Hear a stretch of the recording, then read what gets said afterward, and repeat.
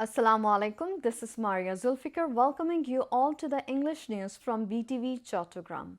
Let's begin with the headlines. Specialist medical teams from India, Singapore and China continue providing assistance to injured ones in recent fighter jet crash.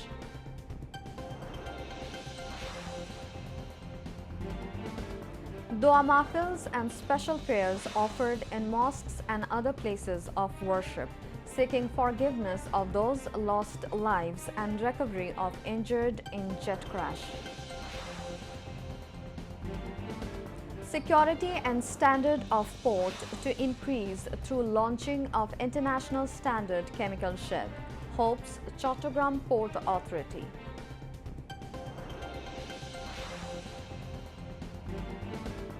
Politics of Jamaat-e-Islami for people and humanity, says Jamaat Amir.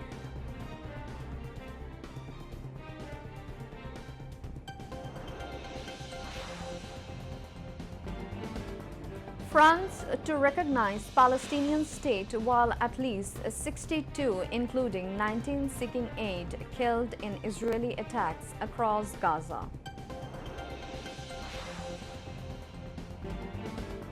And England batting against India at first innings of fourth test at Old Trafford.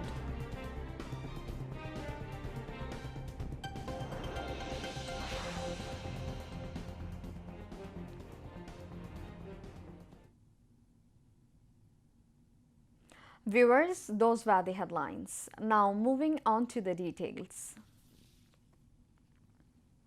Specialist medical teams from India, Singapore and China have stepped forward to support the treatment of those injured in the recent plane crash.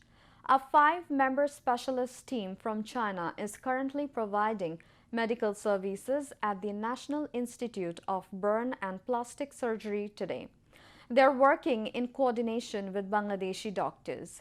According to hospital authorities, preparations are underway to discharge around 15 patients who are now out of danger, gradually starting from tomorrow. Meanwhile, another child succumbed to burn injuries this morning at the burn unit following the tragic plane crash. His first namaz-e-janaza was held at Uttara in the capital today. Special prayers and munajat were held after Jummah at the National Mosque Baitul Mukarram, seeking forgiveness for those who lost their lives and recovery for the injured in the jet crash. Prayers and munajat were also offered in all mosques across the country for the victims of the air crash. Special prayers were also held in other places of worship of different faiths. An international standard chemical shed has been launched at the initiative of the Chattogram Port Authority. Shipping advisor retired Brigadier General Dr. M. Shakaut Hossain inaugurated the chemical shed today. Chattogram Port Chairman Rear Admiral S. M. Monir Zaman and other port officials were present on the occasion. After the inauguration, the shipping advisor visited the chemical shed. The authority thinks that the security of the port as well as the international standard of the port will increase by launching of this chemical shed. Meanwhile, shipping advisor Brigadier General retired Dr. M. Shakaut Hussain exchanged views with officials of the National Board of Revenue, Chattogram Customs House and Chattogram Port Authority. Chairman of National Board of Revenue Muhammad Abdur Rahman Khan, Chairman of Chattogram Port Authority Rear Admiral S. M. Monir Zaman, NBR Board members, senior officials of Chattogram Customs and Port Authority were present in the meeting. The shipping advisor gave various instructions in the view exchange meeting. Container handling activities have seen significant progress at the new mooring container terminal NCT of Chattogram Port under the management of Chattogram Dry Dock Limited. Shipping advisor retired Brigadier General Dr. M. Shakaut Hossain visited the activities of the NCT in the morning. Chairman of Chattogram Port, Rear Admiral S. M. Moniruzzaman, Commander of Chattogram Naval Region, Rear Admiral Mir Ershad Ali, along with officials of the Navy and Chattogram Dry Dock Limited were present on the occasion. Chattogram Dry Dock Limited took over the responsibility of operating the NCT of Chattogram Port on July 7. Since then, NCT has achieved visible progress in container handling by ensuring discipline, punctuality, and efficient management in its operations. An average of 3,250 TEUs containers were handled daily from July 7 to July 24, which is 12.10% more than before. As part of the July March to Rebuild the Nation program, the National Citizen Party (NCP) organized a march today in Shongbad. The procession began at the Central Mosque after the Juma prayer and concluded at Altaf Square Point in the town, where central NCP leaders addressed a rally. During the rally, NCP convener Nahid Islam said, "Today we have come to share the joys and sorrows of the people of Shongbad. Just as the people of this country united in the movement to overthrow the fascist regime, we must now remain united on the path to building a golden Bangla."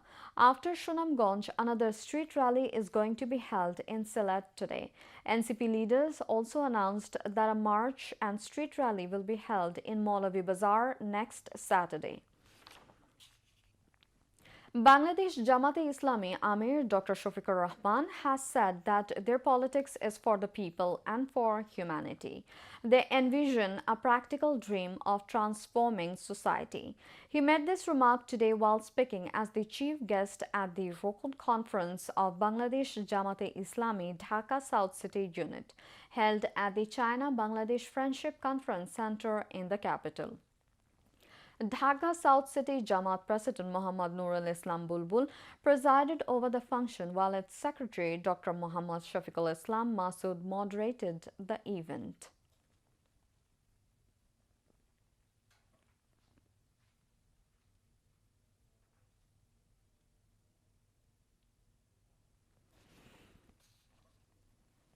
Now, international news.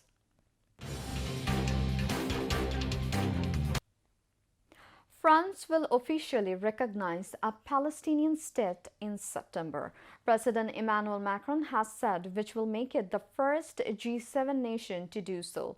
In a post on X, Macron said the formal announcement would be made at a session of the UN General Assembly in New York.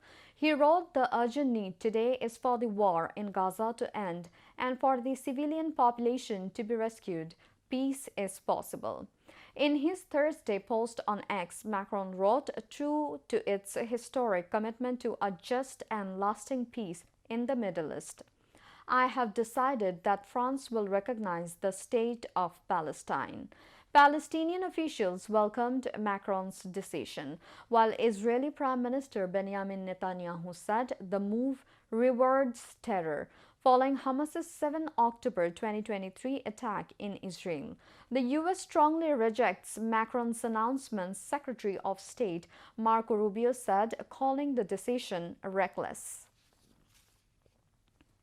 At least 62 people have been killed, including 19 who were seeking aid in Israeli attacks across Gaza, hospital sources told Al Jazeera, and 2 people died from malnutrition amid growing international outrage over Israel's conduct in the war. Gaza's health ministry said on Thursday that at least 115 Palestinians have starved to death in the enclave since Israel launched its attack on Gaza in October 2023. Most of the deaths, which include many children, have been in recent weeks.